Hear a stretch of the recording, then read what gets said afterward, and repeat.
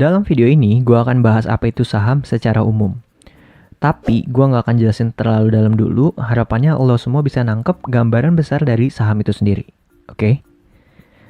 Tapi sebelum jelasin definisi saham, gue mau mengajak lo untuk mengingat-ingat kembali nih. Lo mungkin di jalan, atau di mana gitu, pernah lihat ada tulisan perusahaan A, TBK. Perusahaan B, TBK. TBK itu, kepanjangannya adalah terbuka. Artinya, terbuka perusahaan ini untuk dimiliki oleh publik, alias oleh orang-orang kayak kita. Wih, keren nggak? Perusahaan apa aja yang TBK? Ada banyak. Ada bank, BCA, Mandiri, BNI, ada Telkom juga, Sampurna, Gudang Garam, Unilever, Jasa Marga, Astra Indonesia, bahkan sampai Ancol juga ada. Banyak banget kan? Sekarang bahkan ada 600 lebih yang statusnya TBK. Dan tanpa sadar ternyata produk tersebut udah mewarnai hari-hari kita dari lahir sampai sekarang. Nah, balik lagi nih. Apa itu saham? Saham itu adalah lembaran bukti kepemilikan terhadap suatu perusahaan. Sebagai ilustrasi, ini gedung Gudang Garam. Dia ini salah satu perusahaan TBK. Kita anggap aja Gudang Garam itu semua kegiatan usahanya di dalam satu gedung ini. 100% dari gedung ini kemudian dipecahin lah jadi 100 lembaran kertas yang seakan-akan mewakili kepemilikan dari perusahaan tersebut. Jadi, kalau lo punya satu lembaran tersebut, artinya lo punya 1% bagian dari perusahaan ini. Meskipun kenyataannya satu perusahaan itu bisa dibagi jadi miliaran lembaran saham. Gudang Garam sendiri dipecah jadi 1,9 miliar lembar saham. Tapi semoga satu lembar 1% tadi mampu membuat lo jadi punya kerangka berpikir yang bagus untuk mengerti apa itu saham. Bentuknya kan lembaran nih. Dulu emang ada fisiknya lembaran asli. Tapi sejak udah digital, lembaran saham itu bentuknya jadi elektronik. Nah, sekarang udah jelas kan? Buktinya apa lo punya perusahaan itu? Buktinya adalah si lembaran saham tadi. Ngomong-ngomong tentang lembaran, satuan yang dipakai di saham adalah lot. Dan satu lot adalah 100 lembar. Jadi lo jangan aneh kalau ada istilah lot nanti ke depannya. Terus minimal seseorang itu beli saham adalah satu lot alias 100 lembar. Gua kasih gambaran dikit nih. Kalau lo ketik di Google harga saham Bank BRI, nah akan muncul tuh 3.110. Di sini artinya 3.110 adalah harga per lembar dari saham Bank BRI. Murah banget nggak? Berarti untuk beli satu lot Bank BRI lo cuma ngeluarin uang 310.000. Karena kan tadi satu lot itu 100 lembar. Dan lo statusnya adalah udah jadi pemilik Bank BRI. Ya meskipun hanya satu lot. Untuk selanjutnya, gue akan jelasin sedikit tentang perusahaan terbuka. Gue kasih contoh lainnya. Masih sama-sama perusahaan rokok nih. Sampurna. Siapa yang gak tahu? Sampurna ini adalah salah satu perusahaan terbuka dari 600 lebih perusahaan yang saat ini ada di pasar. Sampurna ini nama panjangnya adalah Hanjaya Mandala Sampurna.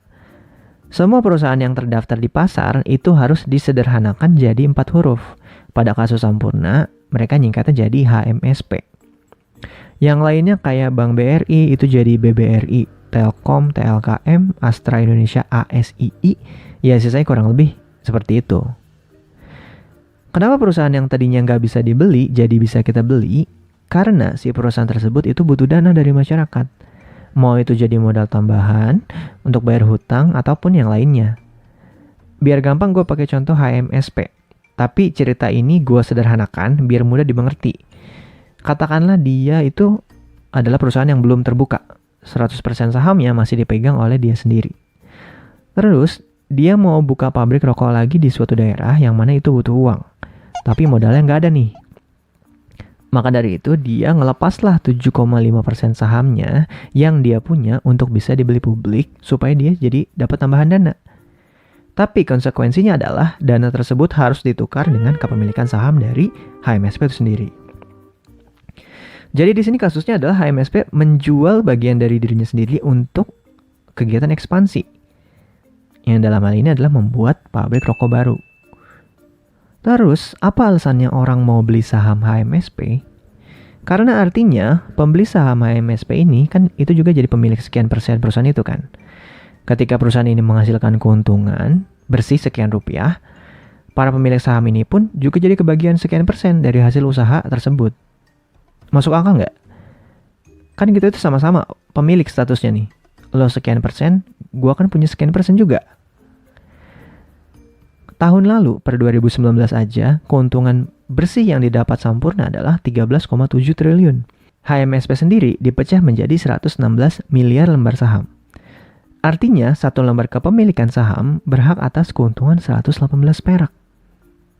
Kecil? Enggak juga. Sekarang kita cari harga per lembar dari HMSP. Di Google aja sama kayak tadi. Cuman sekarang ketiknya harga saham HMSP. Keluar deh itu, 1.795 per 5 Juni. Per lembarnya itu cuman 1.795, lu bayangin. Kayak beli rokok sebatang. Parkirnya aja 2.000, lebih mahal. Dari 1.795 per lembar saham ini, lo berhak dapat 118 perak keuntungan dari HMSP. 118 inilah yang disebut sebagai dividen atau bagi hasil. Sampurna kan usaha nih, jualan rokok. Lo sebagai pemilik sekian lembar saham HMSP berhak atas keuntungan yang dihasilkan per lembarnya. Semakin banyak lo punya lembarannya, semakin berhak juga lo atas keuntungan yang lebih banyak. Jadi gue mau nanya nih ke lo, mau beli satu rokok atau beli satu lembar dari saham perusahaan rokoknya? Harganya sama kok. Terus untuk mekanisme jual beli saham, terus siapa aja yang bisa beli, serta info lainnya yang masih berkaitan tentang saham, akan gue buat dalam video terpisah setelah ini. Minimal bagi lo yang belum tahu apa-apa, sekarang jadi kebayang nih beberapa kan, seperti 1, apa itu saham. 2, lo juga tahu beberapa istilah seperti lot dan juga dividen. Yang ketiga, lo juga sedikit tahu tentang perusahaan terbuka. Yang keempat, lo juga jadi tahu sekarang faktanya sebatang rokok sama dengan selembar pabrik rokok harganya. Terus kalau lo merasa video ini bermanfaat, lo boleh banget share ke teman-teman lo yang lain. Silahkan di subscribe juga biar gak ketinggalan info tentang saham di video selanjutnya. Makasih udah nyimak, dan tetap nih, jangan malu untuk belajar saham dari nol.